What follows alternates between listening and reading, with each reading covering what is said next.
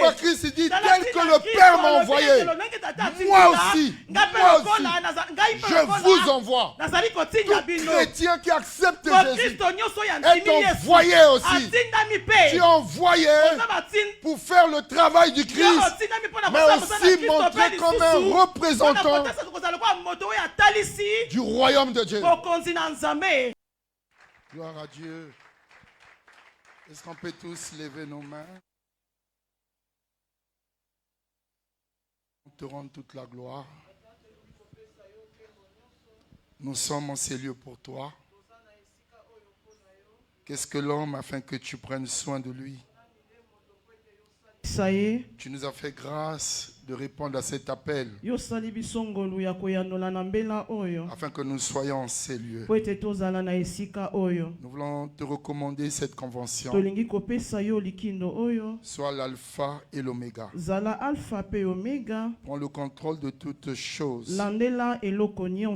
Exerce notre langue à la sagesse. Il est écrit, poussé par le Saint-Esprit.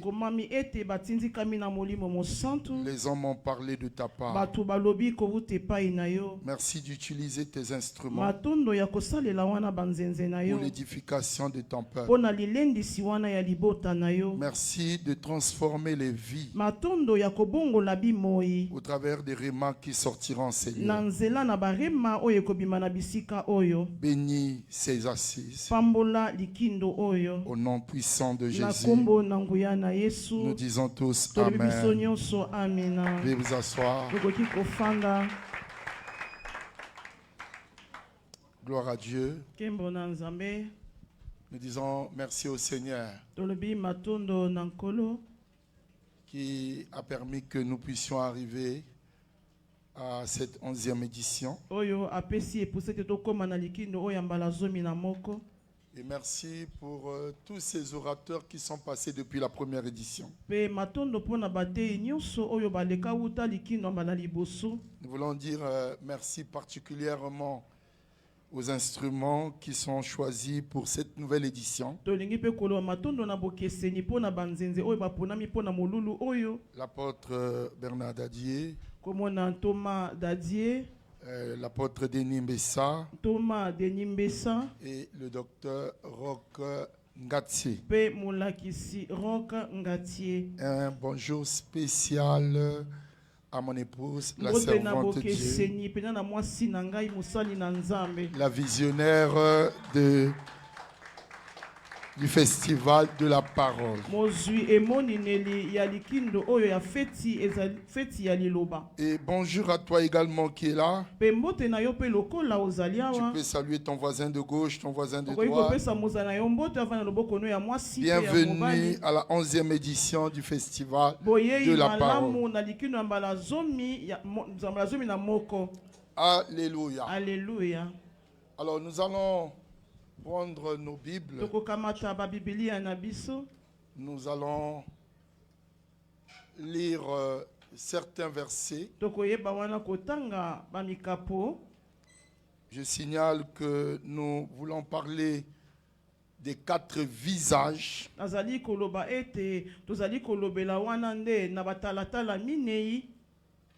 qui reflètent la gloire de Dieu dans la vie de Christ.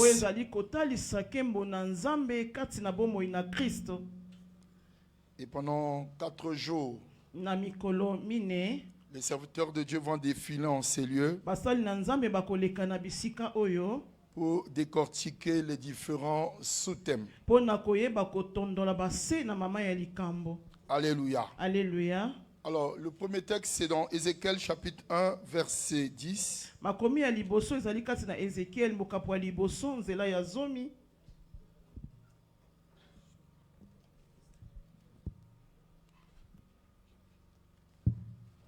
C'est le prophète Ézéchiel qui reçoit la vision de Dieu.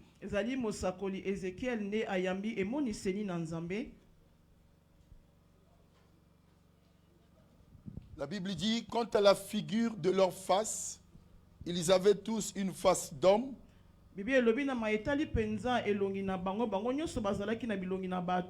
Tous 4 une face de lion. penza bango nyonso mine moko na moko azalaki na elongi ya kosi na loboko ya mobali. Tous quatre une face de bœuf à gauche. Penza misusu bazalaki wana na elongi pe ya ngombe na loboko ya mwasi. Et tous quatre une face d'aigle. Pe bango nyonso mine moko na elongi ya pongo. Et nous retrouvons le même texte dans Apocalypse chapitre 4. Tozali kokuta kaka makomi wana kati na emoniseli mokapo ya mine. Versets 6 à 7. Nzela ya motoba kino ya sambo.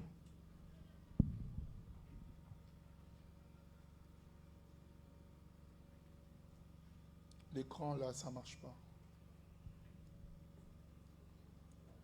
Apocalypse chapitre 4, versets 6 à 7. Je vais utiliser ma Bible.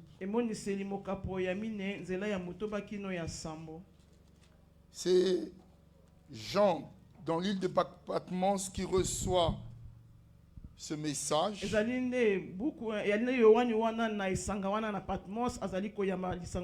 Verset 6, il y a encore devant le trône comme une mer de verre, semblable à du cristal. Au milieu du trône et autour du trône, il y a 4 êtres vivants remplis Dieu devant et derrière. Verset 7, le premier être vivant est semblable à un lion. Le second être vivant est semblable à un veau ou un bœuf. Le troisième être vivant a la face d'un homme. Et le quatrième être vivant est semblable à un aigle qui vole. Alléluia. Alors, le visage est révélateur de l'identité d'une personne. Et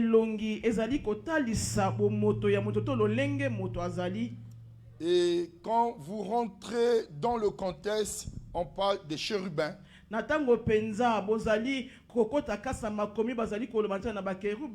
savez qu'il y avait des séraphins qui avaient 6 ailes. Et on parlait des chérubins. Et il y avait des chérubins qui avaient 4 ailes. Et qui avaient 4 visages. Et pendant ces 4 jours, le thème de notre convention, les 4 visages de la gloire divine. Et j'ai dit tout à l'heure, un visage est révélateur de l'identité d'une personne. Quand on voit le visage, on peut reconnaître une personne.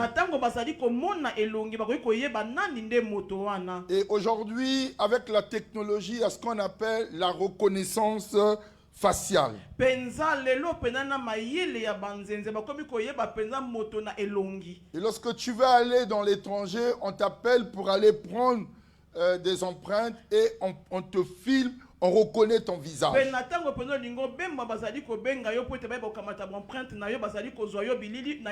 Et au travers de ton visage, on va chercher qui es-tu, tu fais quoi, d'où viens-tu, es-tu dans l'illégalité ou dans la légalité. Et tu ne vas même pas te demander les papiers, mais on sait déjà d'où tu viens, où est-ce que tu peux habiter. Et chaque face ou chaque visage est apparenté sur la personne de Christ. Elle montre prophétiquement ce que Christ devait faire. Et voilà pourquoi les 4 évangiles indiquent que chaque facette de Christ. Nous avons 4 évangiles. L'évangile de Matthieu présente Jésus comme le roi. Et l'évangile de Marc présente Jésus comme un bœuf, avec le visage du bœuf, un travailleur, un serviteur, comme aussi celui qui va être sacrifié. Et l'évangile de Luc présente Jésus avec la face d'homme. L'homme qui a la compassion envers les hommes. Celui qui peut te comprendre, il doit être comme toi. Et l'évangile de Luc présente Jésus comme un humain. Et enfin, l'évangile de Jean présente Jésus avec le visage d'un aigle. Et l'aigle, c'est l'oiseau qui montre plus haut que tous les autres. Et cela parle de Jésus dans son ascension. Il a été glorifié comme le Dieu très haut. Et celui qui est au-dessus de toutes choses. Loin des principautés et loin des pouvoirs qui existent. Alléluia. Alléluia. Mais aussi nous devons savoir, en tant que roi, on présente l'image, c'est le lion. Le visage du lion. Le lion est le roi des animaux sauvages. Et quand nous parlerons dans les détails, nous allons parler de la royauté de Christ. Celui qui est puissant. Celui qui domine sur ses ennemis. Et celui, quand il prend sa proie, il arrache, il déchire. Mais aussi, Marc le présente comme ce serviteur. Et pour notre exposé de ce jour, nous allons mettre beaucoup plus l'accent sur l'humanité de Christ et sur le service de Christ. Nous allons parler du visage du lion et aussi parler du visage du bœuf. Le bœuf, c'est le plus gros animal domestique. Il est comme le roi des animaux domestiques. Tous les animaux domestiques, ils ont le plus gros, c'est le bœuf. Et nous parlerons de l'aigle et du lion prochainement. Mais nous allons beaucoup plus par rapport au temps parce que il y a d'autres orateurs et nous avons 4 jours. Alléluia. Alléluia. Mais pour aujourd'hui, je vous parlerai de l'humanité de Christ et aussi du service de Christ. En tant qu'humain, l'homme est le plus intelligent de toutes les créatures de Dieu. Et Christ est entré dans ce monde. C'est la parole qui a été faite chair. Il n'avait pas la chair, mais il a revêtu la chair. Et selon la prophétie de l'Ancien Testament, on donnait déjà le message sur un Messie humain qui devait venir. Dans Ésaïe 9, verset 5, on dit un enfant vous est donné, mais c'est un fils qui vous sera donné. Un enfant sera né, mais c'est un fils qui sera donné. Et celui qui devait être donné, on devait l'appeler le fils. Le fils. Et ce n'est que les humains qui portent cette étiquette de fils. Et la Bible dit la domination se reposera sur ses épaules. On l'appellera admirable conseiller, prince de la paix. Et toujours dans l'Ancien Testament, on montre qu'il serait descendu de David. Ça veut dire qu'il devait sortir d'une famille. Et comme chacun de nous ici appartient à une famille, et le Christ était l'espérance de tout juif. Tout juif sait que le Messie doit venir. Malheureusement, le Messie est venu, mais les Juifs n'ont pas reconnu le Messie. Et ils savaient qu'un Messie humain devait venir. Dans Matthieu chapitre 22, versets 41 à 42, Jésus est au milieu des pharisiens. Il leur pose la question: que pensez-vous de Christ? De qui est-il le fils? Il viendra de qui? Et il lui répondit: de David. De David. De la même manière, toi et moi, nous avons une famille. Et Jésus est sorti de la famille de David. Il a quitté le ciel. Il s'est incarné en passant par la femme. Et vous savez tous ce miracle de la Vierge.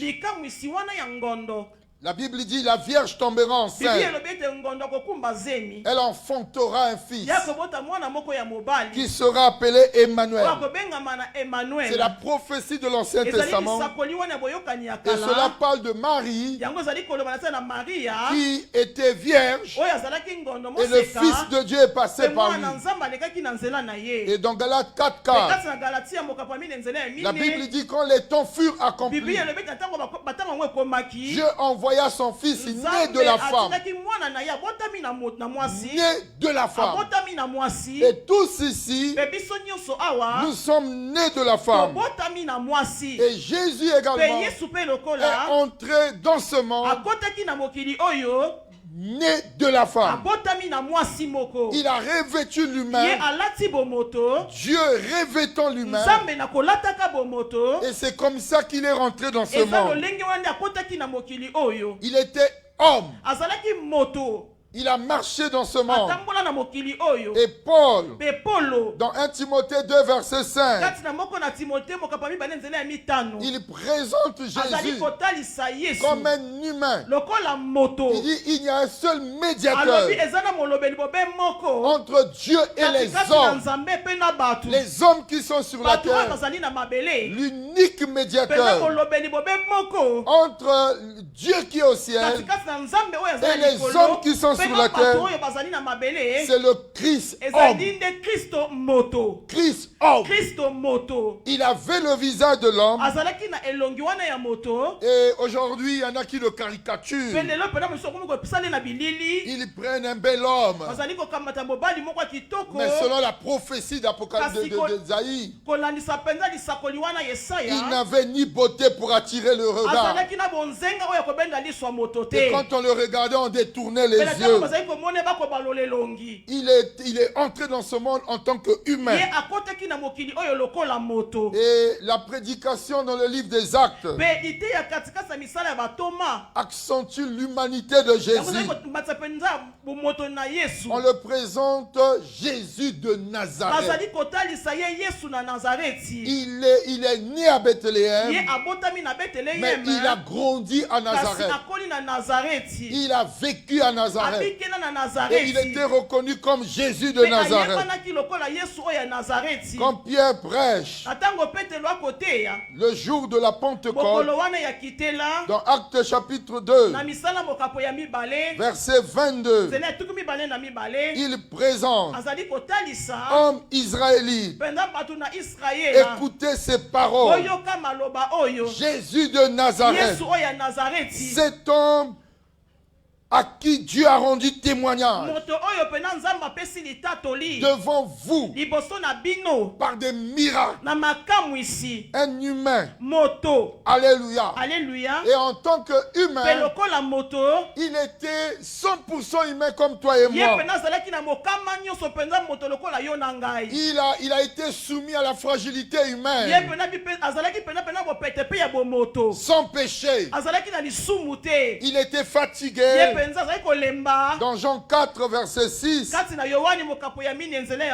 quand Jésus rencontre la femme samaritaine, il montre. Il était fatigué. La Bible dit, là se trouvait du puits de Jacob Jésus, fatigué du voyage, était assis au bord du puits. Dans Jean 4, verset 6. Tout homme, de fois quand il travaille, il se fatigue. Quand il effectue un voyage, après de fois le corps se fatigue. Et Jésus, en tant qu'humain, il a connu la fatigue dans son corps. Mais il a aussi connu la faim. Dans Matthieu chapitre 4, verset 2, on nous présente après son jeûne, il y eut faim. De la même manière, tout homme a faim.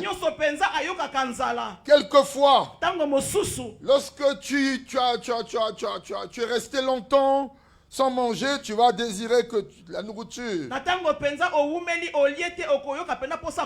Et la faim te pousse à manger quelque chose.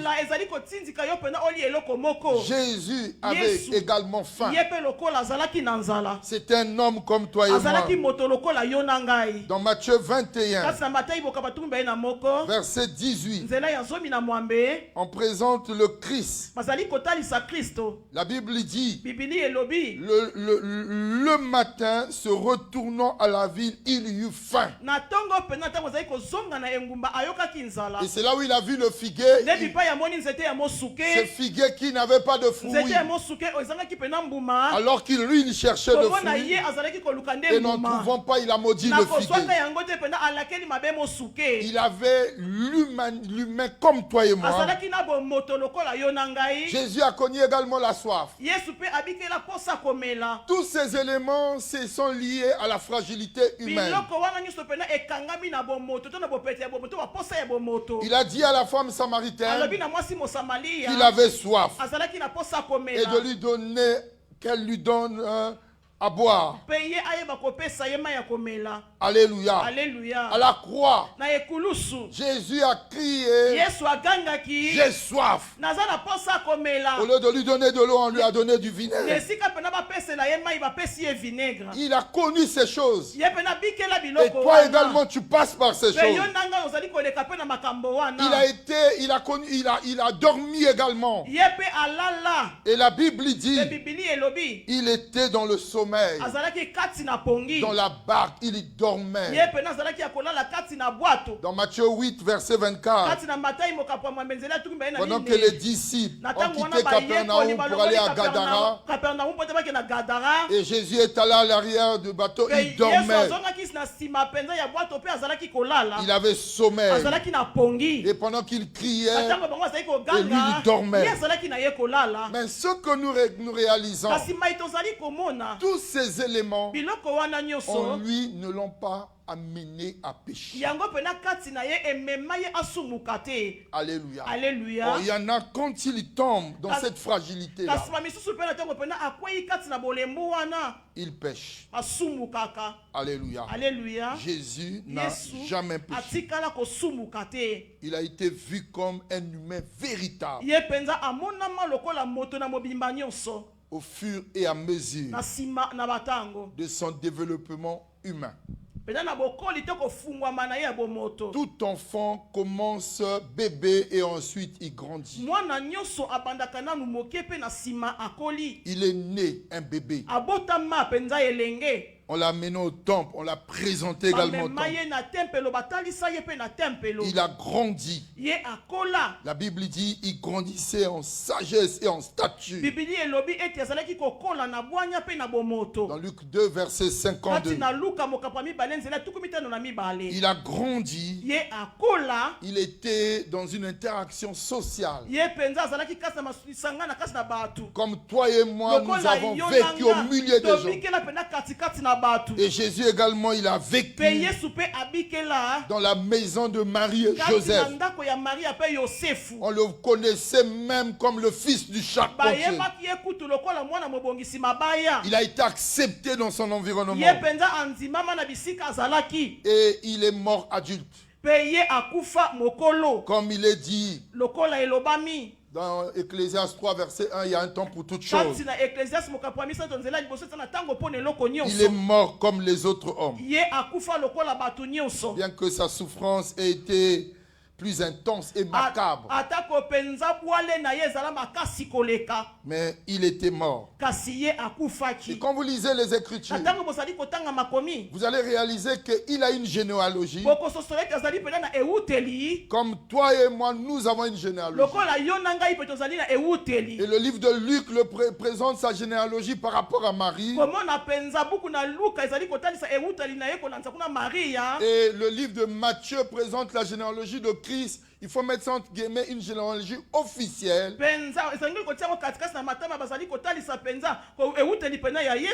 Comme le mari de Marie. Alléluia. Alléluia. Mais ce n'était que de façon comme un père adoptif. Amen. Amen. Parce que rien de Joseph était dans Christ. Et rien aussi de Marie était dans Christ. La différence, c'est que Jésus a revêtu l'humain, mais son humanité n'avait rien à voir avec notre humanité, parce que nous sommes le produit de la terre, mais lui il est le produit.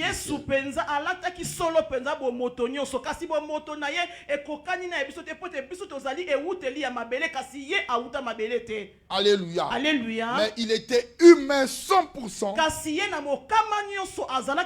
comme tout homme que vous voyez, avec les désirs. Il a été tenté comme nous. Et il était humain sans tomber dans le péché.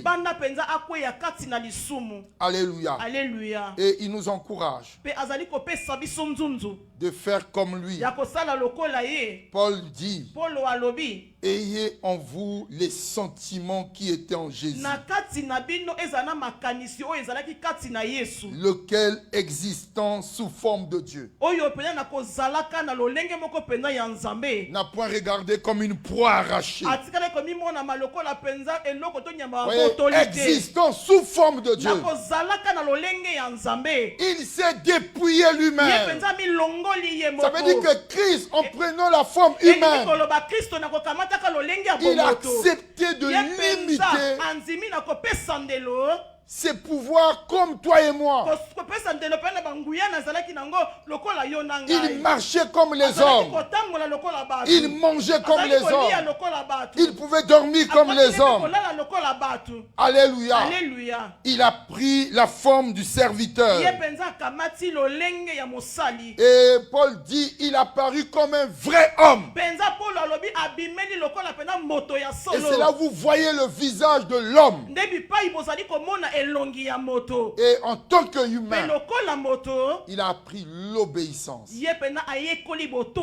jusqu'à la mort. Et la Bible dit, et même jusqu'à la mort sur la croix. Alléluia. Alléluia. Pourquoi Christ a pris la nature humaine? Et c'est important pour nous de le savoir. Parce que les 4 visages, ça parle aussi de 4 aspects dans le ministère de tout serviteur de Dieu.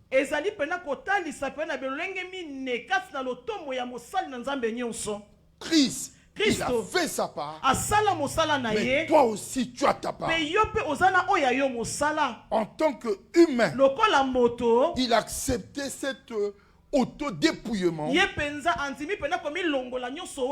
en laissant la gloire qu'il avait auprès du Père, en laissant la brillance qu'il avait, mais il a accepté de descendre. Lui qui avait la même gloire que le Père, mais il a accepté de descendre, de tomber sous la forme humaine et prendre même la forme d'un serviteur, mais sans cesser d'être Dieu. Celui qui marchait avec les disciples, celui qui acceptait de s'asseoir avec eux, celui qui acceptait que Jean-Baptiste puisse le baptiser, c'était le Dieu véritable. Mais volontairement, il y a eu un autodépouillement. Alléluia. Alléluia. Et dans cet autodépouillement, il a accepté d'enseigner ce que le Père lui avait dit de dire. Il n'a pas enseigné autre chose. Dans Jean 5, verset 30, Jésus dit, je ne puis rien faire de moi-même. Voyez, celui qui est souverain, celui qui a un pouvoir divin, mais qui vous dit je ne fais rien de moi-même. Et ça nécessite de l'humilité. Quand il sait que tu as des pouvoirs, tu as une position, et généralement tu l'exerces. Mais il a accepté de prendre la forme humaine pour enseigner seulement ce que le Père lui avait dit de dire. Par son autodépouillement, il a fait seulement ce que son Père lui demandait de faire. Combien font ce que leur Père demande de faire? Dans son autodépouillement, il s'est volontairement soumis à la dépendance de l'onction du Père. Je ne fais rien de moi-même. Je fais ce que je veux, je vois le Père faire. Alléluia. Alléluia. Lui qui est Dieu, omniprésent, omniscient, omnipotent, mais il a accepté cet autodépouillement. Et ce n'est pas donné à n'importe qui.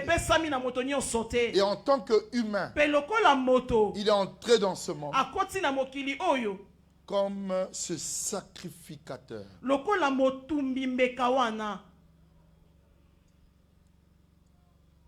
Il a versé son sang. Il est appelé l'agneau personnifié. Quand Jean l'a vu, un humain qui est en train de marcher, il montre à ses disciples, voici l'agneau de Dieu. Un agneau personnifié. Un humain qui marche. Mais on l'appelle agneau.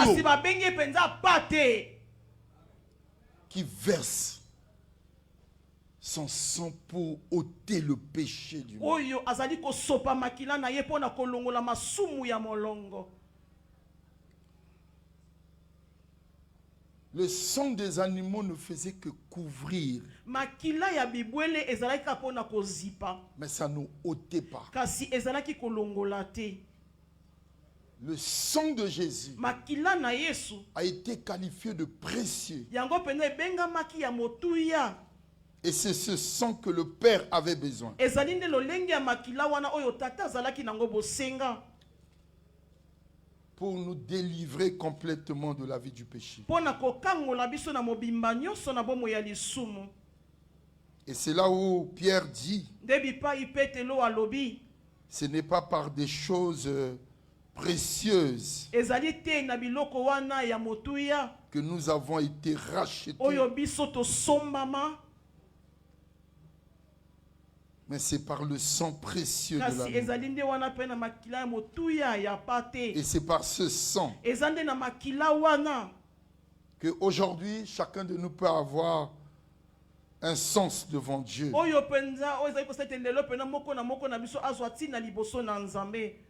Lui, il a accepté. Et en tant qu'humain, il nous comprend mieux que tout le monde.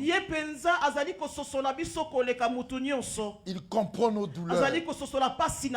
Il est touché par nos sentiments. Là où les hommes sont de fois impuissants. Mais lui, il a des yeux sur nous. Voyez cette femme veuve. La veuve de Naïn. Qui avait perdu son mari. Et qui a perdu son unique fils, entouré par des humains, mais tous étaient impuissants pour lui restituer son fils. Mais sans savoir pendant qu'elle marche pour aller enterrer son fils, le ciel a un autre programme pour elle. Et c'est là où, bien aimé, vous devez comprendre, même si les hommes sont indifférents, et la Bible dit, Christ assis à la droite du Père intercède pour nous. Il intercède en notre faveur. Alléluia. Alléluia. Et quand Christ a vu cette veuve, la Bible dit, l'ayant vue, ému de compassion pour elle. Quand on a la compassion, on ne dit pas seulement que j'ai pitié, mais c'est une pitié qui va jusqu'à porter la solution. Et la compassion, les hommes peuvent avoir la compassion. Mais Christ, en tant qu'humain, il est entré dans ce monde et il a manifesté sa compassion envers les humains pour résoudre leurs problèmes.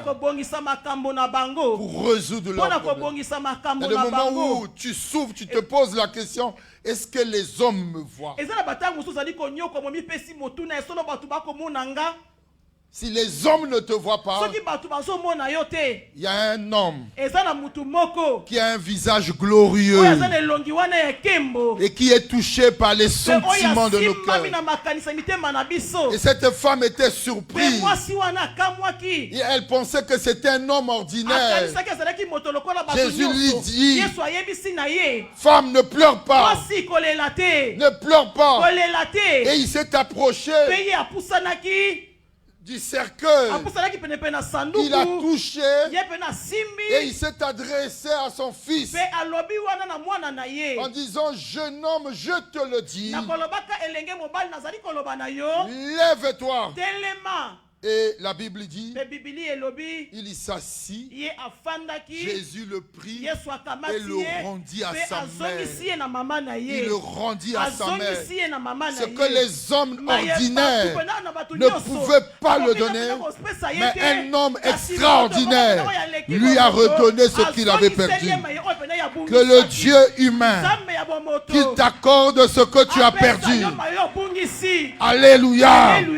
Alléluia. Jésus a remis. Et la Bible dit, tous furent saisis de crainte. Et ils ont commencé à glorifier Dieu en disant, un grand prophète a apparu parmi nous. Et Dieu a visité son peuple. Que le Dieu des cieux soit compatissant envers tes problèmes et qu'il apporte la solution. Parce que personne ne peut te comprendre comme lui. Alléluia. Bien-aimés, nous allons parler de Christ dans un autre visage. Mais avant cela, j'aimerais encourager tout homme ici à l'humilité. Et je vais revenir là-dessus lorsque je vais parler du serviteur. Dans Philippiens chapitre 2, versets 6 à 8, Paul encourage tous les serviteurs, tous les humains qui se sont engagés vis-à-vis de Christ en disant, verset 5, ayez en vous les pensées qui étaient en Jésus-Christ. Et dans d'autres versions, on dit les sentiments. Et de verset 6 au verset 8, il fait sortir 7 points. 1. Existant sous forme de Dieu. Ça veut dire que Christ était le Dieu véritable. 2. Il n'a point regardé son égalité avec Dieu comme une proie arrachée.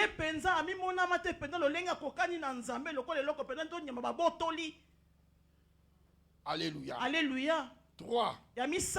Il s'est dépouillé lui-même. Lui-même. L'autodépouillement.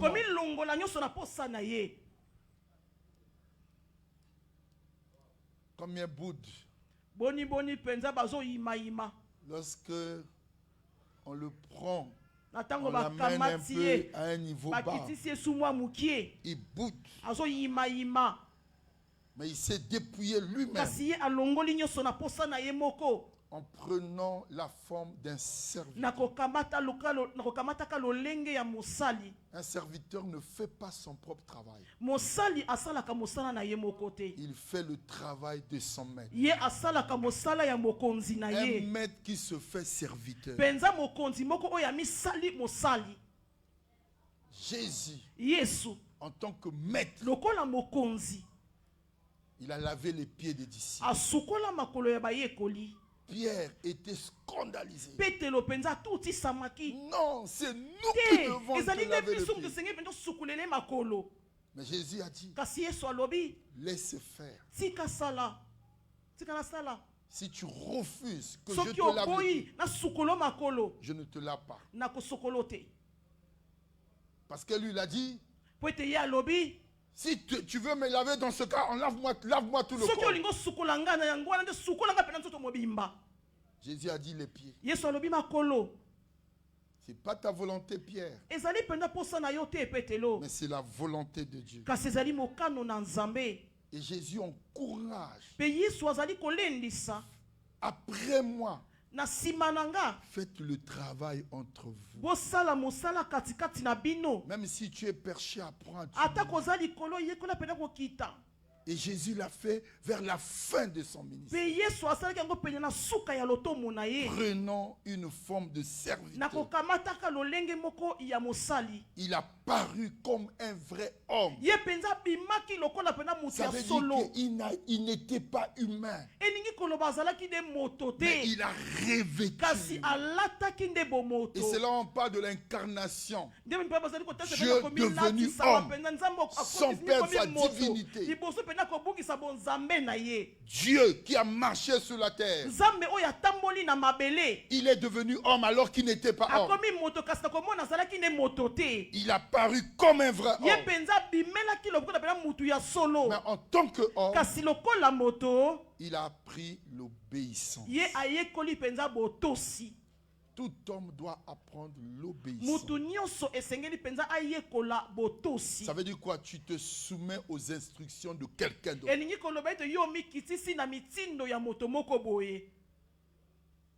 Et ce n'est pas donné à tout le monde.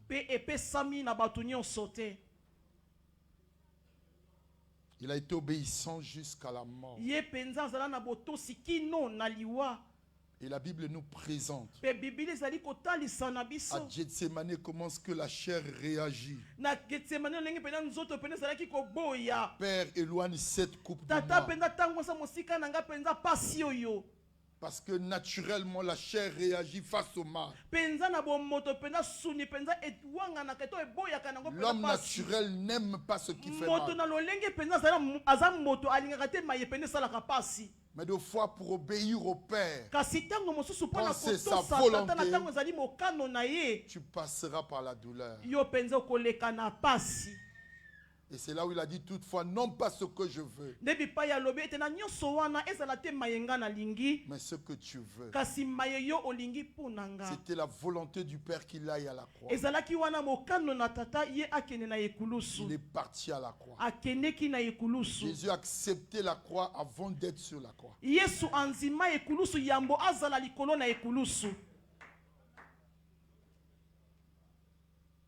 Alléluia. Alléluia. Et la Bible dit, voilà pourquoi Dieu l'a souverainement élevé. Lorsque tu t'humilies, Dieu t'élèvera. Et si tu t'élèves, Dieu va te rabaisser. Alléluia. Alléluia. On nous présente Jésus avec le visage d'un bœuf. Et dans Marc 10,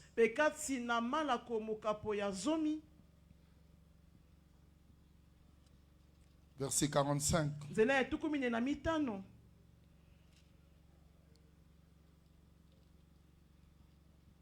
Il a dit, je suis venu non pour être servi, mais pour servir.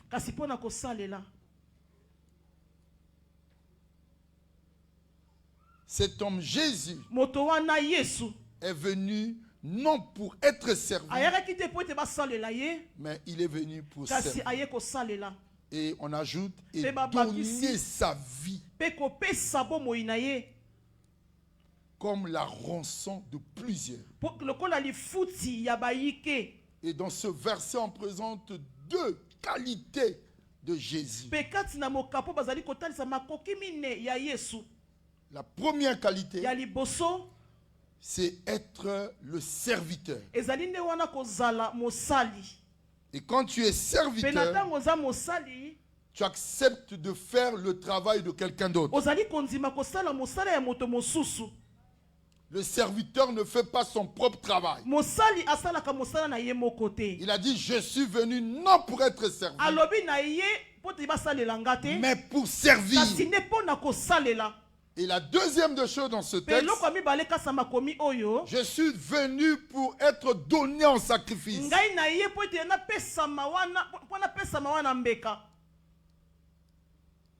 Et en tant que sacrifice, il faut renoncer à sa volonté. Et c'est là où la Bible dit, celui qui veut me suivre doit renoncer à lui-même. Il doit porter la croix. Pourquoi? En tant que sacrifice, tu dois te placer sur un autel. Et l'autel, c'est la croix. Et Jésus dit, celui qui veut me suivre doit renoncer à lui-même et porter sa croix. Et c'est ainsi qu'il peut me suivre. Alléluia. Alléluia. Beaucoup servent le Seigneur, Bayike bazali kosalela nkolo, mais ils oublient l'étape du sacrifice. kasi bazali kobosana etape wana penza ya mbeka. Un serviteur de Dieu, Mosali na Nzambe, c'est aussi un sacrifice qui est donné à Dieu. azali wana pe mbeka oye pesami epai na Nzambe. Et Paul le dit, Pe Paul azali koloba yango, nous devons donner nos corps à Dieu comme des sacrifices de Dieu. esengeli topesa banzoto na biso Agréable. epai na Nzambe lokola bambeka oyo ezali kolumba solo malamu. Alléluia. Alléluia. Alors vous devez savoir, Pe esengeli bino boyeba, dans l'Ancien Testament, kati na boyokani ya kala, le service appartenait qu'aux Lévites, mosala ezalaki nde ya balewi, pas pour les autres tribus. ezalaki mpo na banzinga misusu te. Et quand Jésus-Christ entre, Pe na ntango Yesu Kristo akoti, il nous présente le modèle du service. ye penza atalisi biso mpenza ndakisa oyo esengeli ya mosala. Dans la nouvelle alliance, Kasi na boyokani ya sika, ce n'est plus une tribu quelconque, eza lisusu nzinga moko boye songolo te, mais dans la nouvelle kasi alliance, kati na boyokani ya le sika, service est ouvert à tout le mosala monde. efungwami mpo na mutu nyonso. Pourquoi? Mpo na nini? Parce que l'Esprit de Dieu dans les derniers temps est donné et à tout le monde, et aux jeunes, et aux grands, et aux Mpo na vieillards. nini po ete molimo na Nzambe na batango ya sika, na batango ya suka epesami na bato nyonso, eza na bapomba bilenge pe bato. Alléluia. Alléluia. L'Esprit de Dieu est donné à tout le monde. Molimo na Nzambe apesami na bato Ça veut dire nyonso. que tout le monde ici peut le Elingi koloba servir. bato nyonso oyo bakoki kosalela ye. Mais dans l'Ancien Kasi na Testament, boyokani ya il y kala, avait une exclusivité réservée aux Lévites. ezalaki pena mosala esengelaki apena kaka ebongisama kaka mpo na Si tu balewi. n'es pas Lévite, tu ne peux pas Soki servir. ozali lewi te okoki kosala te. Alléluia. Alléluia. Mais Jésus est venu mettre fin Kasi Yesu aye kosukisa à cette tribu penza na nzinga wana des serviteurs qui étaient limités qu'à une tribu. ya basali penza oyo basukaki kaka na nzinga moko to bapesamaki ndelo na nzinga moko. Et aujourd'hui, Pe lelo par l'Esprit de Dieu qui est placé en nous, na nzela na molimo na Nzambe oyo atiami kati na biso, tous nous pouvons servir. biso nyonso tokoki kosalela. Alléluia. Alléluia. Et voilà pourquoi il portait ce visage du bœuf. Tala ntina azalaki na elongi wana ya ngombe. Alors, quand vous lisez dans Jean 20, verset 21, Na tango bozali kotanga kati na Yohani mokapa tukumi bale nzela tukumi bale na moko, le Seigneur Jésus parlant à ses disciples, kolo Yesu na kolobaka na bayekoli na ye, il leur montre qu'il était un envoyé. ye penza azali kotalisa na bango ete ye azalaki nde motindami.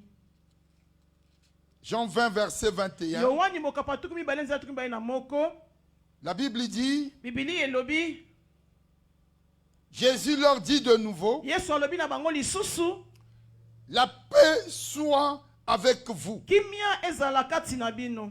Comme le Père m'a envoyé, Lolenge tata atindi ngai, moi aussi je vous envoie. ngai pe lokola nazali kotinda bino. Et dans le verbe envoyer, Pe kati na elobeli wana ya kotinda, ça parle aussi d'un ambassadeur. ezali koloba pe na motindami. Jésus Yesu a quitté le ciel. alongwe lola, Il est venu sur la terre. aye na mabele, Cet humain qui s'est incarné, penza moto wana penza oyo amibimi, il était un ambassadeur. azalaki wana penza motindami. L'ambassadeur a deux charges. Motindami azalaka na mikumba mibale. Il y a le travail, Aza na mosala, mais aussi il représente celui qui l'a pe envoyé. lisusu azali kotalisa moto oyo atindi ye. Il représente aussi un état. Azali pena kotalisa pe ekolo moko. Et Jésus sur la Pe terre, Yesu na mabele, il avait une mission. azalaki na etinda, Mourir sur la croix. kokufa na ekulusu. Donner sa vie en rançon pour plusieurs. Kopesa bomoi na lifuti mpo na Mais il bayike. était aussi Azalaki pe le représentant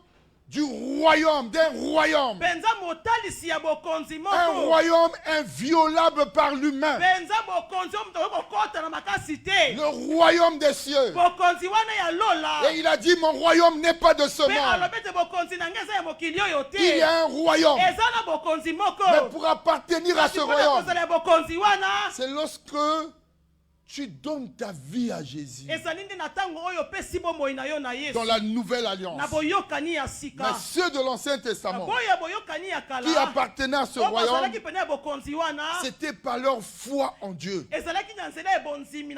Abraham est entré dans ce royaume. David est rentré dans ce royaume. Jacob est rentré dans ce royaume. Isaac est rentré dans ce royaume. Les gens qui sont entrés dans le royaume par leur foi.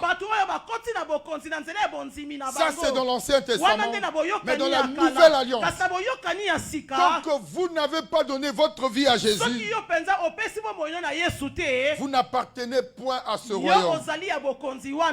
Et c'est là où Paul reçoit la révélation en disant: nous faisons des fonctions d'ambassadeurs. Dans 2 Corinthiens 5, verset 20, les ambassadeurs de Christ. Lui-même, il était ambassadeur. Lui-même, il était serviteur. Et il est venu, il a servi. Et il encourage tous ceux-là qui ont accepté le Seigneur comme ses envoyés. Voilà pourquoi Christ dit: tel que le Père m'a envoyé, moi aussi, je vous envoie.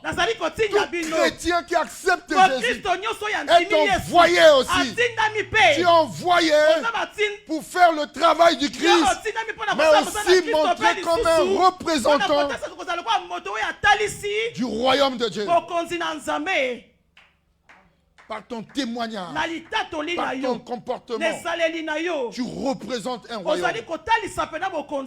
Partout où nous allons, nous devons savoir, nous sommes ces ambassadeurs. Dans Ephésiens 6, verset 20, Paul dit: je suis ambassadeur dans les chaînes. Dans les chaînes. Quoi que je puisse vivre des moments difficiles, mais je suis ambassadeur. Ça veut dire que je suis un serviteur du royaume. Persécutez-moi, je suis un serviteur du royaume. Combien même je souffre ici, mais je suis un représentant du royaume. Alléluia. Dans Actes chapitre 27, verset 23, dans le royaume de Dieu, il y a des anges. Les anges sont des êtres célestes. Mais Paul dit, dans Acte 27, verset 23, un ange de Dieu à qui j'appartiens. Est-ce que vous réalisez cela? Je suis sur la terre, mais j'appartiens à un royaume. J'appartiens à un peuple. Et dans ce royaume, il y a des anges. Un ange de Dieu à qui j'appartiens. Et que je sais m'est apparu cette nuit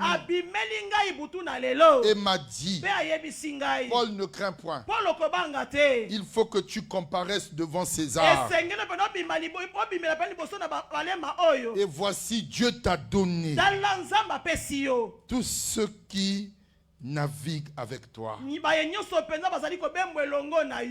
Voyez, il avait la révélation. Il était dans un bateau. Il savait qu'il appartenait à un royaume. Et Dieu lui a donné un champ. Ce peuple qui était devant lui. Tu dois demander au Seigneur de t'ouvrir les yeux. Ce que Dieu t'a donné. Alléluia. Alléluia. Bien-aimé, tous ceux-là qui sont les serviteurs, et surtout dans les Écritures, c'est notre dénominateur commun. Ils avaient une responsabilité. Bango penza bazalaki na mokumba moko. Tout serviteur de Dieu doit savoir. Mosali na nzambe nyonso sengeli ayeba. Je suis serviteur. Nazali mosali. Et je dois faire le travail de mon maître. Pe esengeli na sala mosala ya mokonzi na ngai. Noé l'a dit. Noa alobi yango. Dans Genèse 6 verset 22. Kati na ebandeli mokapa motoba nzela tumba na mibale. Noé exécuta tout ce que Dieu lui avait ordonné. Penza Noa asalaki nyonso ona o nzamba sengaki na ye asala. Qu'est-ce que Dieu t'a dit? Nini nzamba yebisi na Et yo. fais le travail du Pe Seigneur. sala mosala na kolo. Il est venu pour faire le travail. Ayaki pona kosala mosala. Et nous également, Pe biso pe nous lokola. devions faire Esengeli to pas sala. notre propre travail, Mosala na biso mais le moko te. travail de celui qui Kasi nous a mosala ya envoyés. moto atindi biso. Alléluia. Alléluia. Malgré nos faiblesses, Atako botaou na biso. lui, il peut faire concourir toutes choses à notre bien. Ye pena koki kolandela loko konandisa loko nyonso pona bolamu En na biso. mettant la parole dans notre Na bouche. kotiaka liloba kasa monoko na biso. Et c'est ce qu'il a fait Ezali ne maye oyo asala. avec Moïse, Elongo na Mose. qui disait, je ne sais point parler. Ozali koloba na yebi koloba te. Dans Exode 4, verset 10 à Kati 11. na bobimi mokapo ya mine nzeli azomi kino zomi na moko. C'est Moïse qui se plaignait sur ses Mose faiblesses. nde tozali koloba na botawa azalaki na yango. Dieu ne prend pas des gens accomplis, Penza nzambe akamataka te bato bakoka na mais il nyonso. prend les hommes dans leur Kasi faiblesse akamataka bato kasi na et botawu na utilise cette bango. faiblesse pour sa Azali gloire. kosalela botawu wana mpo na kembo na ye. Moïse se plaignait. Tozali koloba. Ah Seigneur, Kolo. je ne suis pas un homme qui ait une parole facile. Nazali moto alobaka na bopete te. L'Éternel lui dit, Yawe ayebisi na ye. qui a fait la bouche? Nani asala munoko. Bien-aimé, Molingami. qui a fait la Nani bouche? asala munoko. Je serai avec ta bouche Nakozalaka na munoko na yo. et je t'enseignerai Pe nakolakisa yo. ce que tu auras à dire. Maesenge na yo Un akoloba. serviteur, il porte la parole de son maître Mosali pena et meka il pena dit meka ce que makonzi son na ye. maître lui Pe demande de alobaka dire. pena mayemokonzi Voilà na ye, pourquoi asengeli Jésus akozala dit, tina Yesu alobi. je fais Nazali ce kosala. que le Père m'a Na demandé ye de kaka faire ekanga na sala. en tant que Lokola serviteur. pena mosali. Amen, Amen, amen. amen. Bien-aimé, Molingami. je suis en train de voir par rapport au temps, Nazali kolanda pena tango. quels sont les traits caractéristiques d'un serviteur. Penza makambo oyo ezali kotalisa mosali eza nini? Je vais citer Na quelques kotanga. traits Akotanga matono. pour montrer ce qui a été Jésus. Pona kotalisa penza maizala Yesu. Bien-aimé, servir Dieu est une bonne chose, Molingami kosala ye kosalela nzambe ezelo moko malamu. mais tous les traits sont liés sur la personne de Jésus. Kasi matono nyonso ekangami na bomoto wana ya Yesu. Lorsque nous respectons ces traits de caractère, nous allons réussir. Mais quand nous ne respectons pas, nous allons échouer. Na tango tozali pena kotosa pena makambo ezali awa toko tineli boso kasoki totosi yango te tokokakema. Voilà pourquoi le Nouveau Testament Talati appelle na aux penza boyokani serviteurs asika ezali kobenga pena de basali. s'examiner. Na komi sosola. Examinez vous-même. Komi sosola bino moko. Alléluia. Alléluia. Il est important Ezali motuya. de savoir que dans les Écritures, Na koyeba ete kati na makomi. les serviteurs ont des points distinctifs. Penza basali bazali pena matono ezali kotalisa to bizali yo esengeza kati na bango. Premier point, Itono ya liboso. c'est être discipliné. Ezali ne pena kozala alima. Être Kozala discipliné. alima.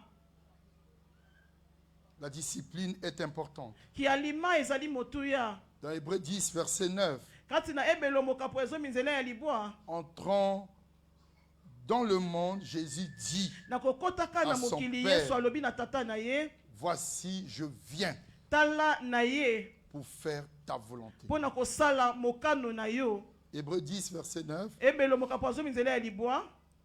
je viens Na ye. pour faire ta volonté. Pona kosala mokano na yo. Aller quelque part Kokende et sika faire moko pe kosala la volonté de celui qui mokano ya t'envoie. mutu penza atindi yo. Ça nécessite la discipline. Ezali kosenga ki alima. Tu dois veiller à ne rien faire de toi-même. Esengeli pena okeba osa eloko moko na posa na yo te. Et dire seulement ce que ton père t'a envoyé enseigner. Faire seulement ce que ton père t'a demandé de faire. Rechercher la volonté de celui qui t'a envoyé. Ça nécessite la discipline. Un deuxième trait de caractère, c'est l'obéissance. Être obéissant.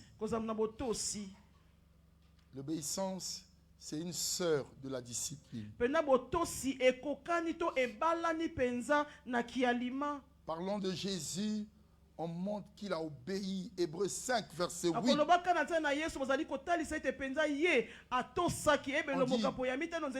bien qu'il fût fils, il a appris l'obéissance par les choses qu'il a souffertes. Il a appris l'obéissance. Ça veut dire quoi? Dieu nous fait passer deux fois dans certaines épreuves pour nous enseigner l'obéissance. Il a appris. Il y a des choses que tu apprendras dans l'expérimentation. Quand tu vas expérimenter, quand tu vas passer par là, tu vas recevoir l'enseignement. Parlant de Jésus, en tant que serviteur, il a appris l'obéissance par des choses qu'il a souffert.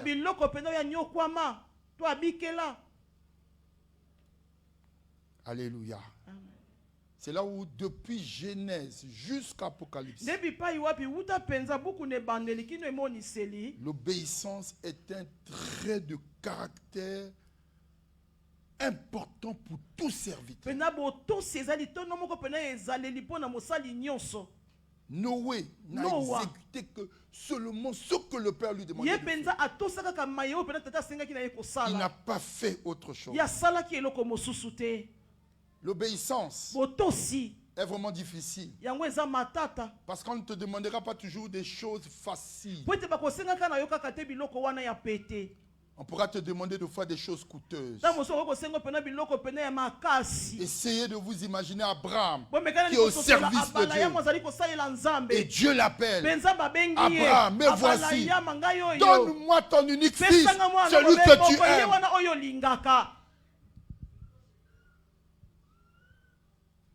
L'obéissance, c'est ça qui arrête beaucoup de serviteurs de Dieu.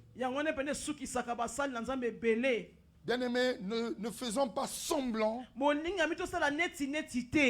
d'avoir des titres dans le ministère, mais dans le fond, il n'y a pas d'obéissance. Jésus, on le montre avec le visage du bœuf. Le bœuf, c'est un travailleur. Mais aussi en tant que bœuf, c'est l'animal qui devait être sacrifié.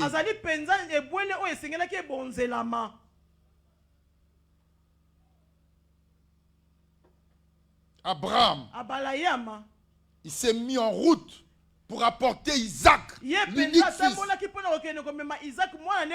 Parce que Dieu le lui avait demandé. Mais c'était pour l'éprouver. Est-ce qu'il est prêt à m'obéir?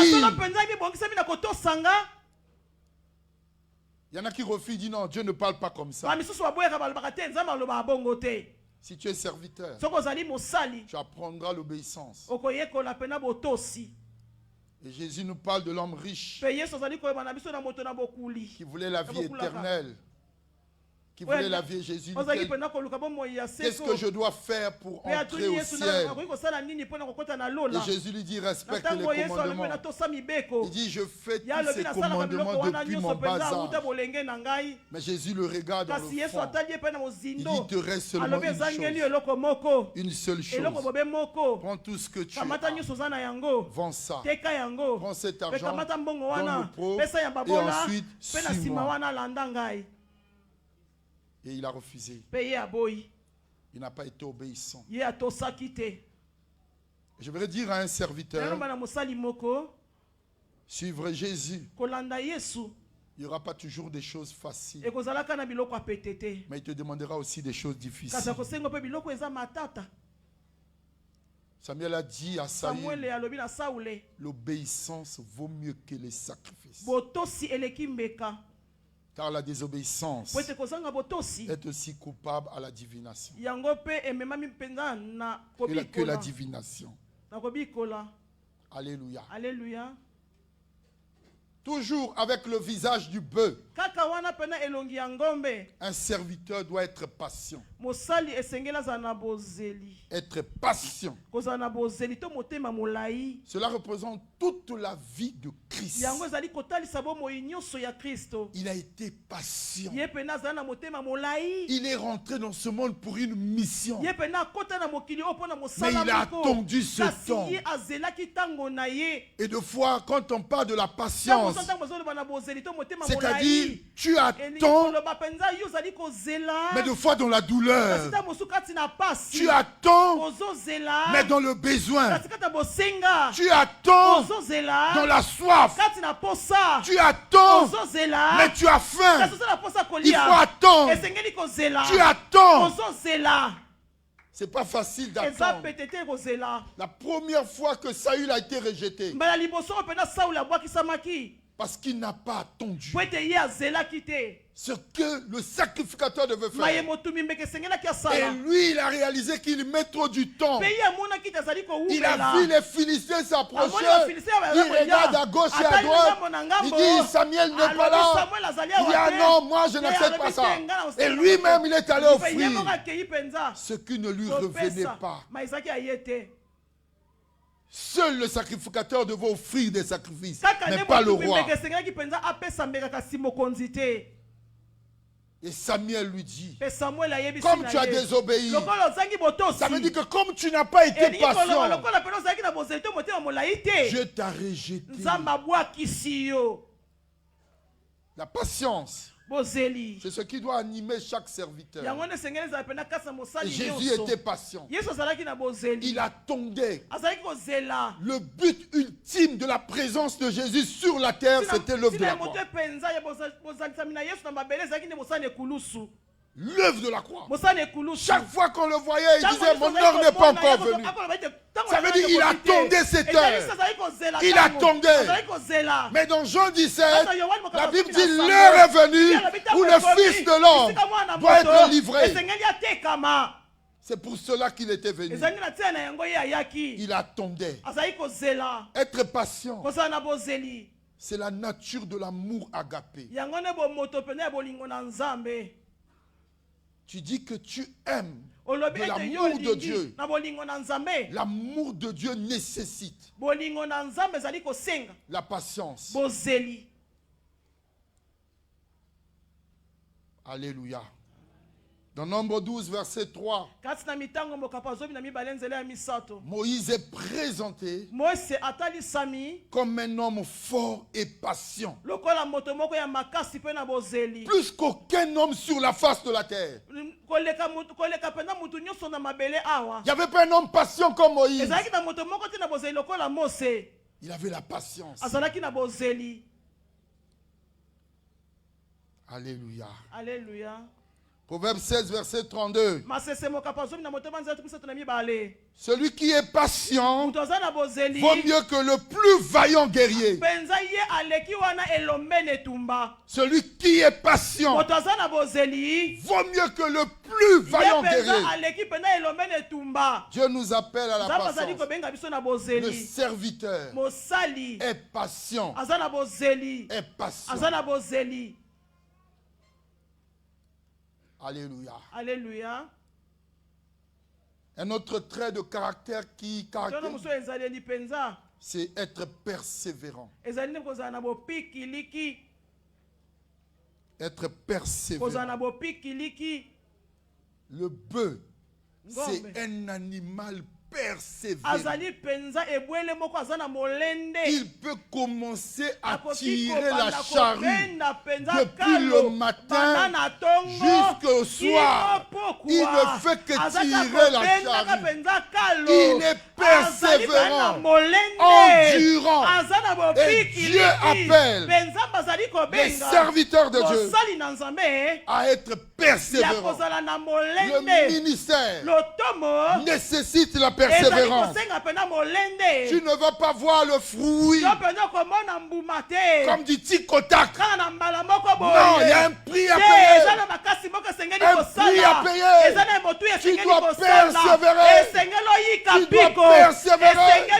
Et la Bible dit, l'Église primitive, persévérer dans la doctrine des apôtres. Ils persévéraient dans la communion fraternelle. Ils persévéraient dans la fraction du pain. Ils persévéraient dans les prières. Tu restes là, tu restes là.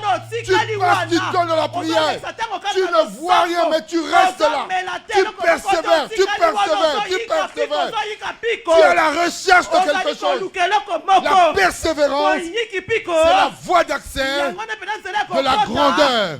Les gens veulent la grandeur sans persévérance. Ils veulent du tic-au-tac. Bien-aimé, l'œuvre de Dieu nécessite la persévérance. Tu vas dans la rue pour chercher les âmes, il n'y a rien. Tu repars encore. Tu persévères. Et des fois, tu reviens à l'église. Il y a peu de fidèles. Il y a des chaises vides. Tu dis, tu repars encore. Tu mets telle stratégie. Ça ne marche pas. Tu changes. Tu changes. Tu vas là, ça change. Tu prends telle action. Ça ne marche pas. Tu changes. Tu persévères. Les gens veulent avoir des grands ministères sans persévérance. Le bœuf donne accès à des richesses. Non, je veux dire la persévérance donne accès à des richesses inimaginables. Tous ceux-là qui sont devenus grands, ils ont persévéré. Ils ont persévéré. La persévérance dans le ministère. Faire la même chose plusieurs fois. Si tu n'as pas été appelé, tu vas arrêter. La persévérance fait de nous des coachs, des entraîneurs, des stimulants de la foi. Les gens, ils voient notre persévérance et ils copient. Tu es intercesseur, persévère dans l'intercession. Tu es gagneur d'âme, persévère dans le gain des âmes. Ne te décourage pas, continue. Être persévérant. Et c'est important dans le ministère. Un autre trait de caractéristique, c'est être humble, je l'ai dit tout à l'heure. C'est le trait de caractère commun que tous serviteurs de Dieu devraient avoir. L'humilité t'ouvrira les portes. Dieu des cieux, de foi, il ne donne pas certains dons à certains serviteurs de Dieu. Parce que le don peut te tuer. Tu peux tomber dans l'orgueil. 3 choses font tomber les hommes de Dieu. 1. L'orgueil. 2. Le sexe. 3. L'argent. Si Dieu te donne un charisme, est-ce que tu vas continuer à être humble? Est-ce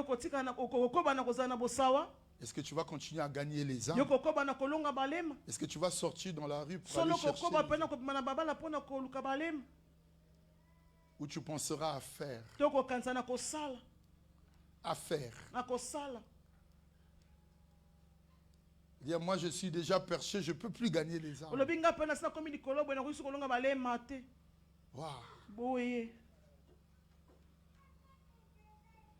Et des fois, tu changes de démarche. Bien-aimé,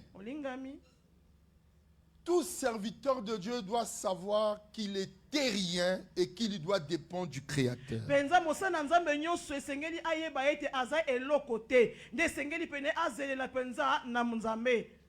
Jésus dit, celui qui s'humilie, il va voir la gloire. Mais celui qui s'élève, il va être abaissé. Et nous devons apprendre à marcher dans l'humilité. Combien même nous avons une méga église, sois humble. Sache-le, la grâce de Dieu t'a amené là où tu es. Ne méprise pas les autres, mais sois humble. Combien même tu pries, les aveugles voient, les paralytiques marchent, sois humble. Réalise seulement que tu n'es qu'un instrument que Dieu a utilisé pour libérer la bénédiction. Continue à être le Dieu des cieux a amené Gédéon de réduire son équipe d'armée pour lui montrer que Dieu peut apporter le salut même par un petit nombre. Alléluia. Alléluia. Nous devons marcher dans l'humilité. Et le dernier trait de caractère, c'est être un modèle. Tout serviteur de Dieu est appelé à comprendre. Dieu ne te choisit pas seulement pour travailler pour les autres, mais aussi pour que les autres voient ce que tu fais et ils puissent imiter. Ils t'imitent. Les gens qui viennent à l'église ne voient pas Jésus, ils verront le serviteur qui est devant eux, qui leur prêche. Ils verront sa vie, ils verront son comportement. Et il y en a qui vont t'imiter. Alléluia. Alléluia. Dans 2 Corinthiens 5, c'est Paul qui parle à l'église de Corinthe. 2 Corinthiens 5 à partir du verset 11. Connaissant donc la crainte du Seigneur,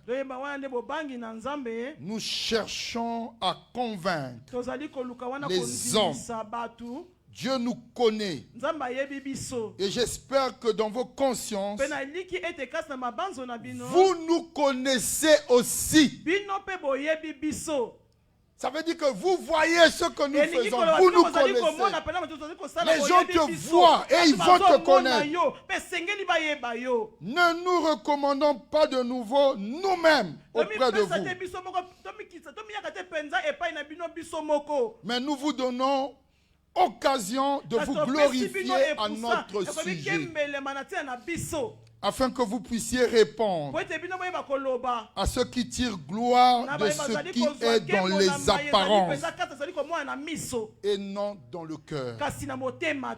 En effet, si je suis hors de sens, c'est pour Dieu.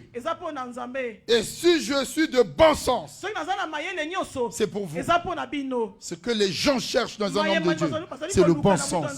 Et voilà pourquoi tu dois savoir, tu es un modèle. Tu es un modèle.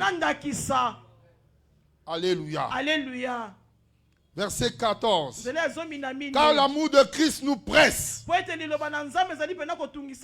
Parce que nous estimons que si un seul est mort pour tous, tous donc sont morts.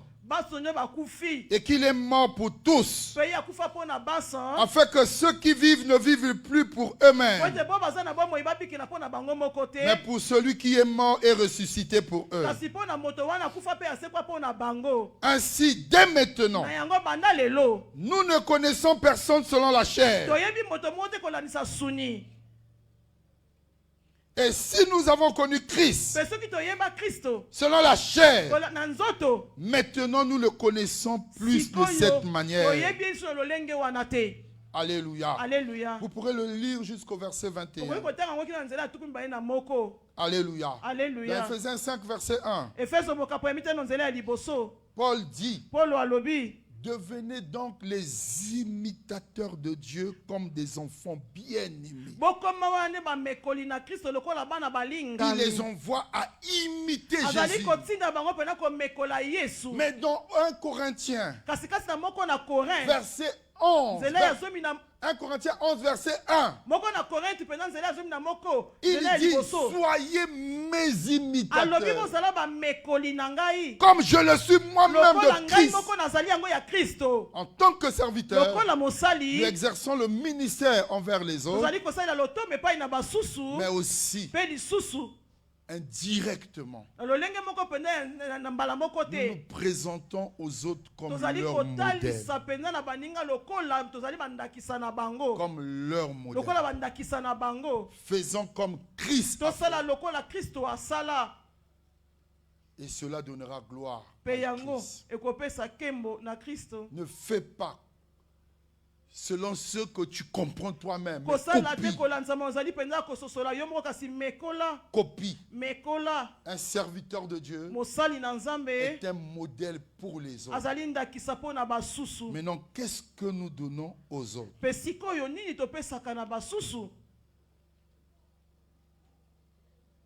Je suis allé prêcher dans une église. J'étais avec ma femme. Là-bas, j'ai prêché sur l'alcool. Et après, les serviteurs m'ont suivi. Ils disent, mais nous ici, nous prenons l'alcool. Mais lui-même, il nous enseigne l'alcool. C'était une confusion. Parce qu'il dit, lui-même, le Père, il prend. Nous aussi, on doit prendre. Les serviteurs, ils voient ce que le Père fait. Et ce qui est dommage, il y a 2 mois, un serviteur de Dieu est mort de cirrhose de foie. Il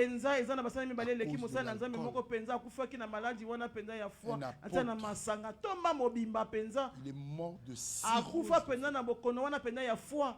La cirrhose de foie, c'est la maladie des alcooliques. Et on se posait la question, comment? Et c'est la femme qui dit, dans sa chambre, devant les brebis, cachées, mais dans sa chambre, et le fait de boire dans sa chambre, ça a entraîné une cirrhose de foie. Et c'est là où il a trouvé la mort. Cher homme de Dieu, présentez aux âmes le bon sens. Et c'est ça qui les fera bénir. Que Dieu nous bénisse.